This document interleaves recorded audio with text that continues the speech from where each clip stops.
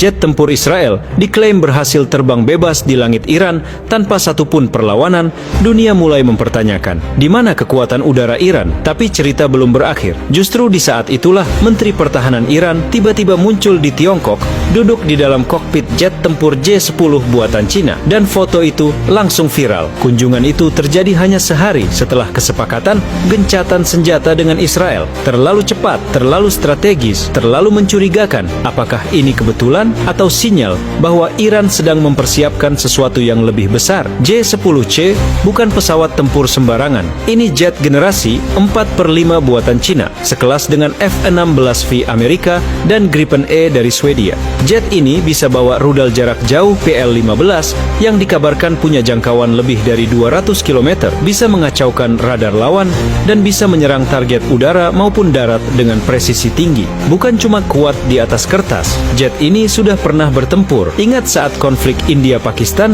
beberapa bulan lalu, Pakistan pakai J-10C dan hasilnya mengejutkan. Jet-jet tempur India jatuh, bahkan satu di antaranya diyakini adalah Rafale buatan Prancis. Itu pertama kalinya teknologi barat dipermalukan oleh jet buatan Cina. Dan sekarang, jet yang sama mungkin akan segera dipakai oleh Iran. Mengapa ini penting? Karena selama ini, armada udara Iran adalah peninggalan dari Amerika dan Uni Soviet. Tua, lemah, dan rusak. Banyak yang sudah tidak bisa terbang karena kurangnya suku cadang dan teknisi. Sementara Israel terus unggul di udara dengan F-35 dan F-15. Mereka bisa menjatuhkan bom ke wilayah Iran tanpa harus masuk terlalu dalam. Serangan demi serangan membuat Iran sadar mereka harus berubah. Dan Cina muncul sebagai jawaban.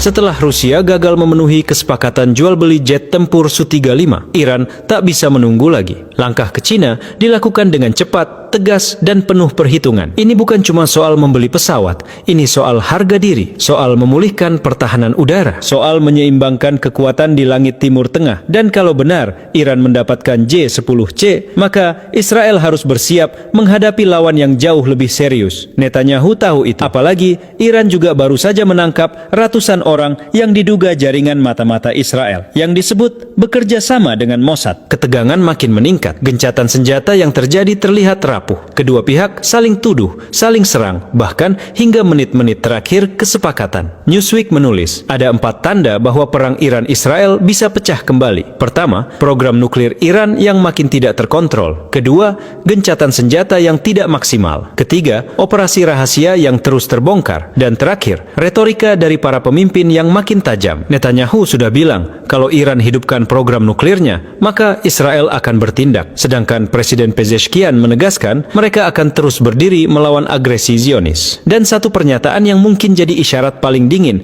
datang dari Donald Trump. Ia bilang, mereka lelah, Iran lelah, Israel lelah. Perang mungkin akan dimulai lagi, tapi belum sekarang. Tapi kita tahu, belum sekarang bukan berarti tidak akan pernah. Dan kalau jet tempur Cina benar-benar sudah masuk ke Iran, maka nanti itu bisa jadi lebih cepat dari yang kita bayangkan.